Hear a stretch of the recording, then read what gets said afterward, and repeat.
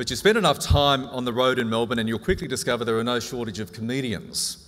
A lot of journos, photographers and cameramen all think they are God's gift to comedy. Sadly, most are desperately unfunny. That's just the way it goes. Our special guest, though, makes an art form each and every night on the project of seeing the funny side of the big news of the day. Ladies and gentlemen, please give a very big welcome to Charlie Pickering.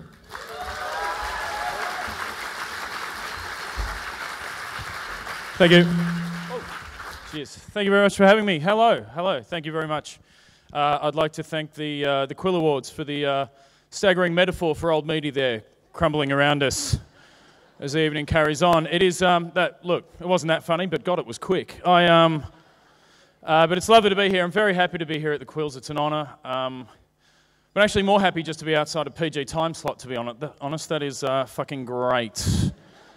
Obviously, with the project, we are in a PG time slot, and there are lots of rules about what you can and can't say. Obviously, language is the big one. No Fs, no Cs, no S's, no MFs, no CS's, and definitely no MFing, CSing, effing Cs. They're very, very strict about that one.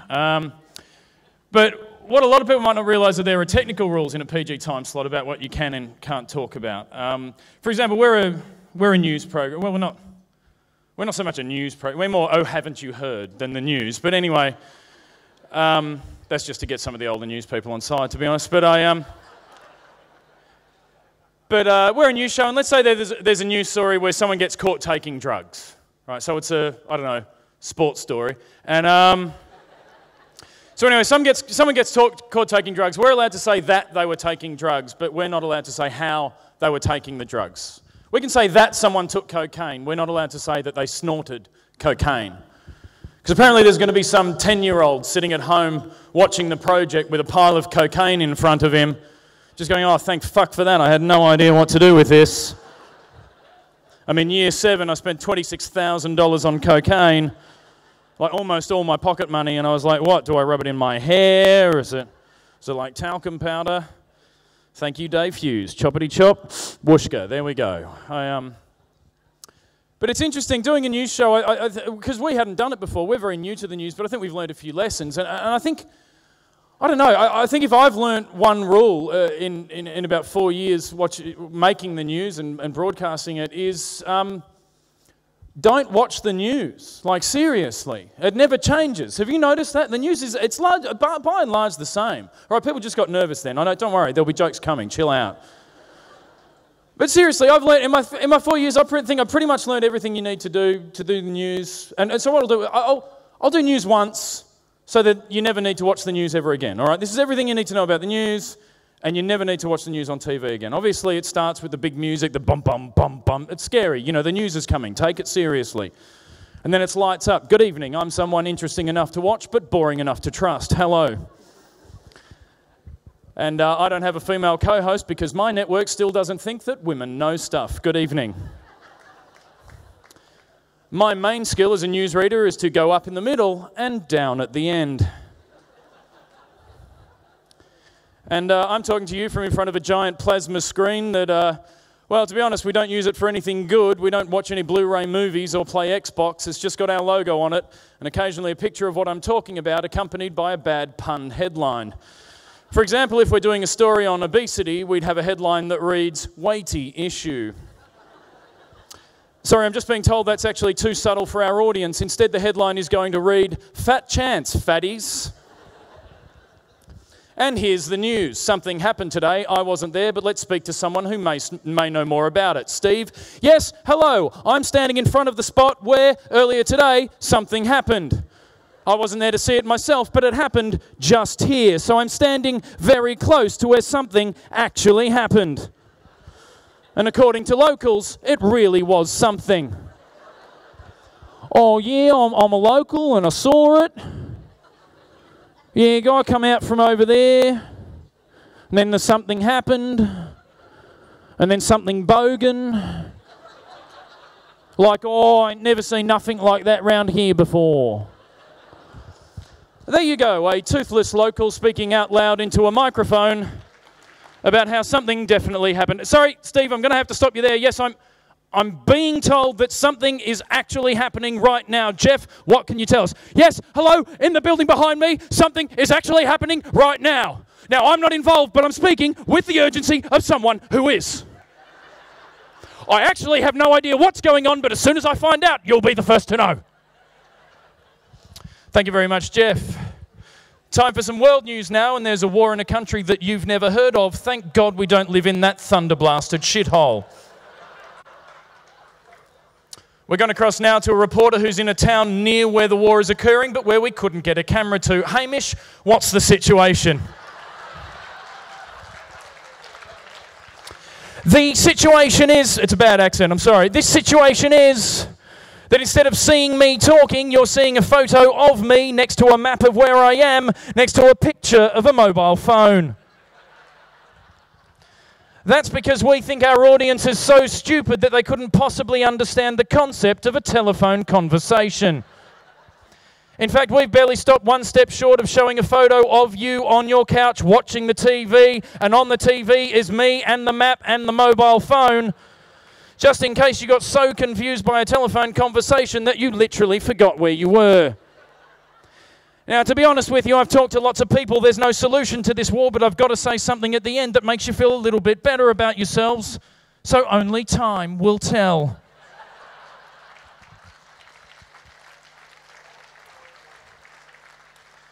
Thank you very much, Hamish, and please stay safe. Time for a medical story now, and it turns out there's a thing that makes some people live for not as long as other people. But a very clever scientist has found something that might make those people live longer. Here's a picture of the scientist. Here's the scientist walking into a lab. Here's a picture of a test tube.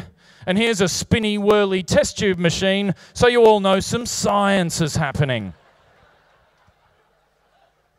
It turns out the very clever invention won't be available for another 15 years, but one day it'll be available in a pill, and we'll all take it for granted while we die of something else.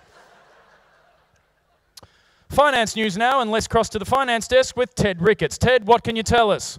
I can tell you that I'm talking to you in a room full of computers to give you the vague impression that I'm at the coalface of the stock market industry, when the truth of the matter is I'm just not a good enough stockbroker to do that full time, nor am I a good enough reporter to do that full time.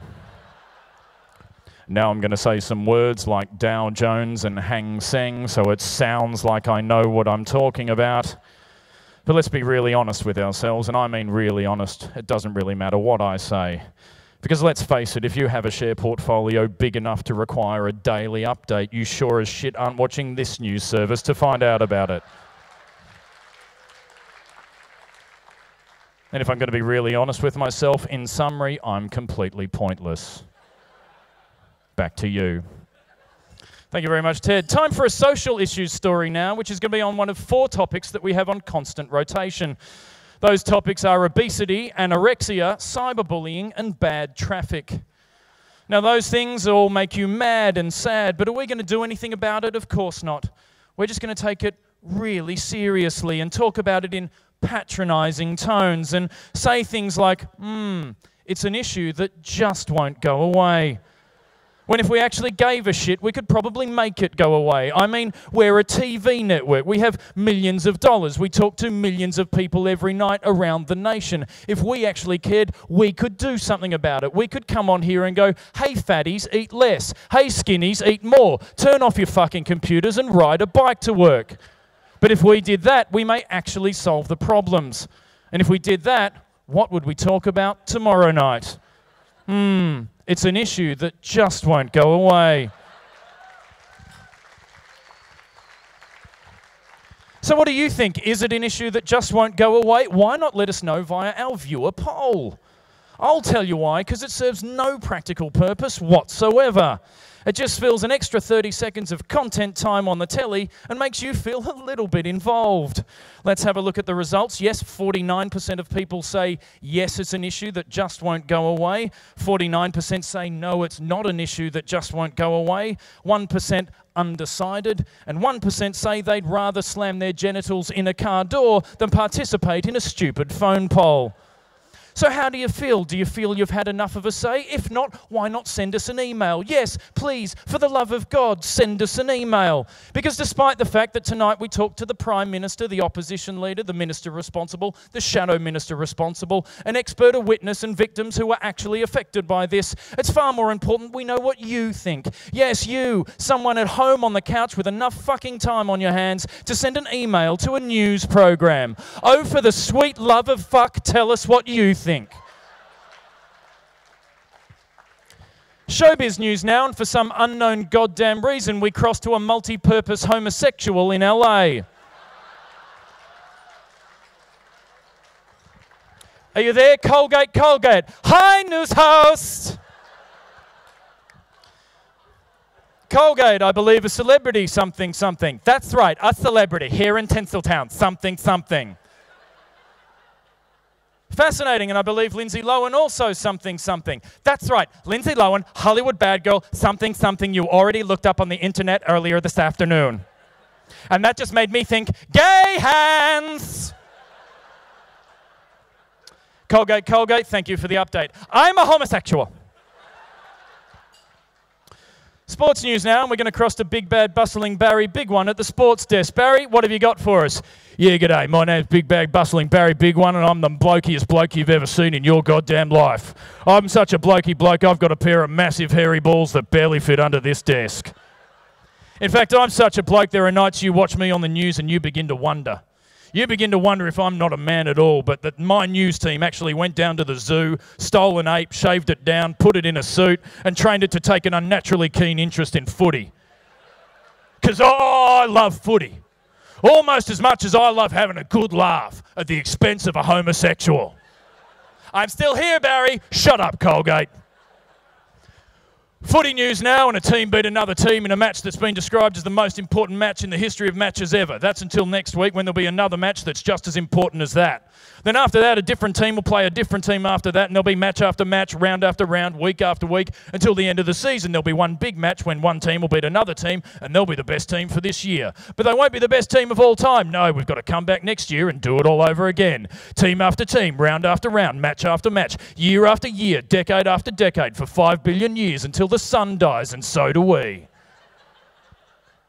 Normally right now I'd wrap up with my play of the day, but I haven't got one because I spent the afternoon checking out girls' tits around the office. So I just finished with a quick reminder that I've got a pair of massive balls. Back to you.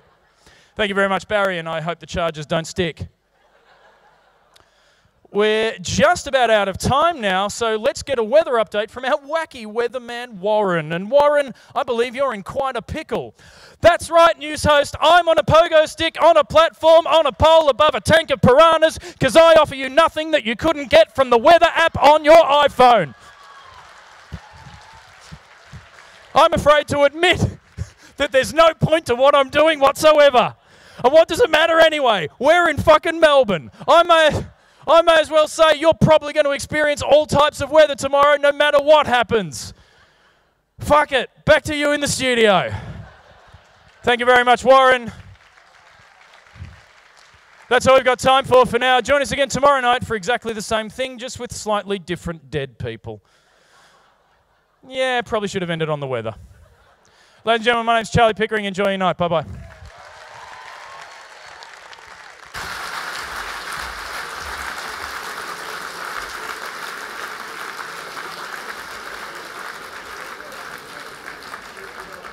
Thank you, Charlie. News bulletins will never be the same again. We'll be back soon with the next batch of Quill Awards and all the glitz and glamour from the red carpet, but please now enjoy your meals.